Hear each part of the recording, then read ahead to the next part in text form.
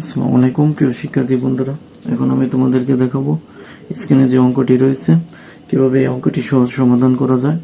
এসব এমসিকিউ বা সৃজনশীলের ক নম্বরে এসে থাকে, আবার এসব অঙ্কগুলো বিভিন্ন সরকারি পরীক্ষায়ও এসে থাকে। অনেক চাকরির পরীক্ষার ক্ষেত্রে এসব প্রশ্নগুলো দেখা যায়। কি দেওয়া আছে আমাদের, a by b to the power x minus 3 সমান b by a to the power x minus 5। এটি আমাদের দেওয়া আছে, তবে বলছে কি যে x সমান কত, তার মানে কি আমাদের x এর মানটি নির্ণয় করতে বলছে।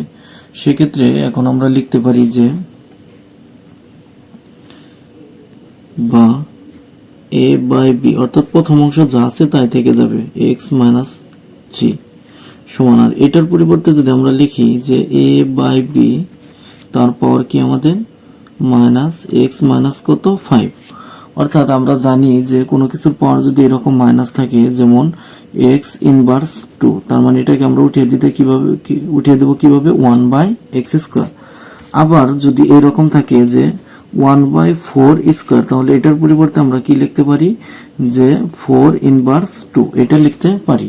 এখন আমরা এটার ক্ষেত্রে দেখি যে এটার পরিবর্তে আমরা কি লিখছি, অর্থাৎ b বাই এর পরিবর্তে আমরা কি লিখছি a বাই b।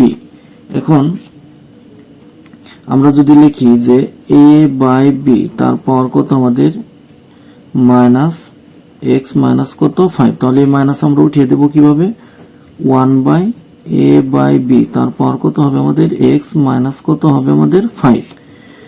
সেক্ষেত্রে এখন আমরা লিখতে পারি যে উপরেরটা ঠিক থাকবে আর নিচেরটা গুণ দিয়ে উল্টে যায়, অর্থাৎ আমাদের b যাবে উপরে আবার a আসবে কোথায় নিচে। সেক্ষেত্রে আমরা লিখতে পারি যে 1 ইন্টু উপরে যাবে b আর নিচে আসবে কত a, তারপর কি হবে আমাদের x মাইনাস 5। তার মানে কি এটা কি আমাদের সেম ভাবে মিলে গেছে, অর্থাৎ আমাদের মানের কোনো পরিবর্তন হয়নি। সেক্ষেত্রে এখন যেহেতু আমাদের উভয় পাশে বেসটা মিলে গেছে, তাহলে আমরা উভয় পাশ থেকে বেসটাকে আমরা সরিয়ে দিতে পারি। তার মানে এখন আমরা লিখতে পারি যে x মাইনাস 3 সমান আমরা কি লিখতে পারি, আর এখানে আমরা মাইনাস দ্বারা যদি এখানে গুণ করি তাহলে x এর সামনে প্লাস, তাহলে এই মাইনাস আর এই প্লাসে কি হবে আমাদের মাইনাস, আবার এই মাইনাস আর এই মাইনাসে কি হবে আমাদের প্লাস, প্লাসের 5।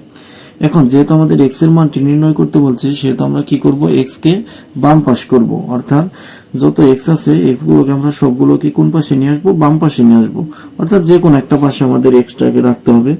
তাহলে এই x এর সামনে মাইনাস, এই পাশে আনলে কি হবে আমাদের প্লাস। সেক্ষেত্রে আমরা লিখতে পারি যে x প্লাস x সমান 5, আর 3 সামনে মাইনাস, এই পাশে আনলে কি হবে আমাদের প্লাস।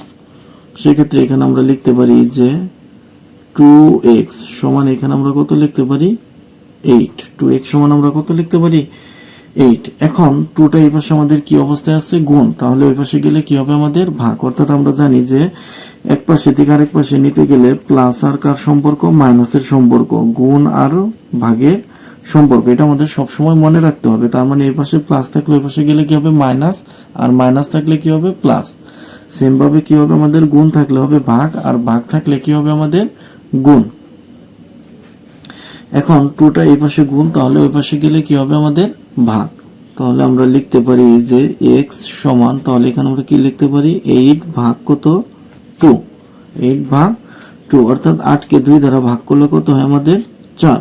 তাহলে আমরা লিখতে পারি যে অতএব x সমান কত 4। তাহলে আমরা নির্ণয় একটি x এর মান পেয়ে গেছি। তাহলে আমাদের x এর মানটি কত হচ্ছে আমাদের 4।